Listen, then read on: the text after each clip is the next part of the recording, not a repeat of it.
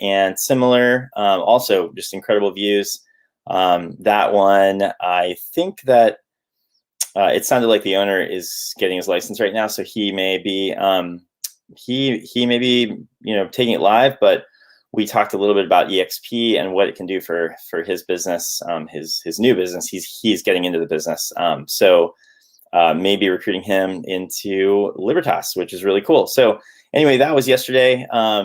I am really just back at it. This is kind of that time of the week where you really want to just buckle down, try to make sure that you get as many dials in Thursday, Friday, and into the weekend as you can. So really, it's all about, like I've talked about, it's all about how many contacts you can make. I've had a couple of people reach out to me off of this live stream, which is great. Feel free to give me a call or text me if you have questions on any of the things that I'm talking about. So I'm at 206-419-8303. And so today I want to go into a little bit further into these different lead types for sale by owner, for rent by owner, expired. I often get asked on these different lead types, what the call is, or what am I saying when I'm contacting these folks. And for sale by owner is the one, it's probably my first love. It's the one I've been doing the longest. And that is a very simple call. I'm simply trying to set a preview appointment. The most important thing with these people is well, as one of my coaches says, is to get belly to belly, get face to face with them, meet them, hopefully walk their property with them, try to get an understanding of their goals or what they're trying to accomplish, and build rapport, and then hopefully either help them sell on their own or be in a position to help them get it listed and sold. So my call is simply,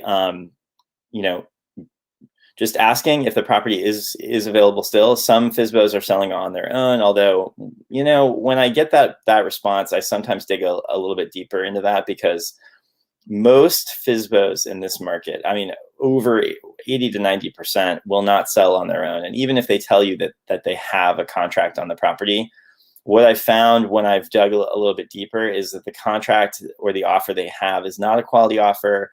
Their financing, the buyer's financing really hasn't been vetted. They're not necessarily in a position to buy, or the terms that the buyer is offering are not what the seller is looking for. So just something to think about there. I simply ask them if they're open to working with a buyer's agent. If I was able to bring them a qualified buyer, most say yes to that question. And then I just ask a few simple questions. One is if they've already moved or if they're living in the home. Sometimes there'll be a tenant in the property, and there are certainly ways I can work with that. And then I just ask them, I say, cool. So, I know that the market is really good right now. You'll probably have no trouble selling the home on your own. But if for some reason you can't, are you looking at interviewing some good agents to help you get the property sold for the highest price? And I asked that question, and 8 times out of 10 or 9 times out of 10, the answer is they are planning on possibly interviewing somebody. They may have an agent that they've used in the past or they're friends with or whatever, but most people are open to looking at different options, different perspectives or approaches on how to sell something. And I can't tell you how many times I've dealt or worked with somebody where the agent that they know socially or a friend maybe doesn't work in that property type or in that area or what have you, and may not be the best fit to actually market and sell this particular home. So I asked that question. If the answer is anything in the affirmative, then I will set a preview appointment. I just ask if I can come by the property quickly and take a look at it. Most of the time, the homeowner is excited to have anybody coming to look at their property, because, and I tell them, it puts the property on my radar screen. If I do have any folks who might be interested in that area, I can refer them to that property, or even other agents who have buyers who are looking for a property in that area. And then I simply go on the preview appointment. I typically try to arrive early to it, walk the home with the homeowner. That usually takes me 15 or 20 minutes. And then typically we will sit down at that point and at least have a conversation about what their goals are, what they're trying to do, what their time frame is. Usually they will say that they have a lot of time. Sometimes that's a little erroneous. I can tell sometimes that that there actually is a sense of urgency to sell the home, but of course they're not telling you that.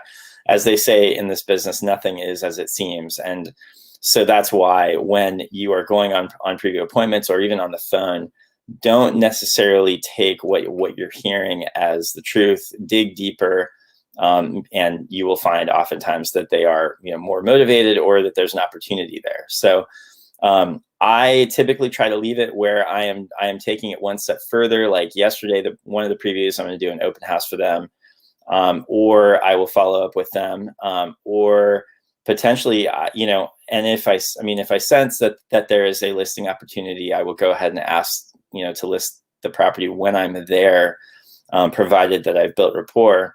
They say that you will only get what you ask for. And so, and I would say 90% of agents don't know how to do this. They simply do not or will not ask for the business. You have to ask for the business in this pursuit. If you don't, then your chances of getting it are very, very low. So I have 3 more previews today, this afternoon. I believe 2 of them are expireds. 1 of them is a for sale by owner, all from phone prospecting that I did Monday and Tuesday. Those are really, really big days for me. So those are all this afternoon, and those are in a different part of town. Really looking forward to those. Just a really mixed bag in terms of property types, but all things that I love to work with. One of them is acreage, and I always love acreage. It's just around here, land is so valuable. And the thing that I like about working with those properties is that typically the property is unique. It has a lot of character. And as a result, it's easy to talk to the owner and get them talking about, the property and what it offers, and all the different features and that sort of thing. And I sometimes find that if it's unique, then sometimes they are having problems selling it on the open market. And that's an opportunity for any good agent. If you know how to package a property and market it effectively, have excellent marketing materials, offer something up to them that they wouldn't necessarily be able to produce themselves, that can be a game changer for you, because they're really looking for options and resources. What I found is no homeowner really wants to be making flyers, going through that whole process, trying to become an expert on how to market a property. Oftentimes they're forgetting to include really important things. And I see it all the time on Zillow ads that, where they're trying to sell on their own, is the language that they're using is not really indicative of what the property offers. The photos are oftentimes atrocious. They're not capturing the property. And even if they are if you go walk it, you will see that what it offers is way different, way more oftentimes.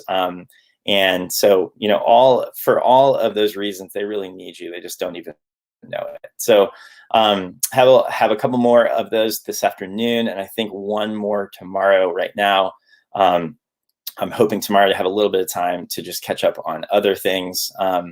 The other key in this business, obviously, is the follow-up. So as soon as I finish up with a preview, then I put them into a follow-up system where I'm calling them once a week. I'm texting them. I'm calling typically Mondays, and then emailing them Wednesdays, and then texting them on Friday. And then it's just to check in to see how things are going. I think, and sometimes they appreciate it because they're sort of going it alone, and they're having to field all these questions and calls, and they're getting a lot of agent calls, and then they're probably getting some real buyer calls, and they even don't know how to field those. Oftentimes the buyer calls they're getting are either wholesalers or people that are trying to give them these really, really low offers, and oftentimes a homeowner can't really even decipher that that's what's happening. So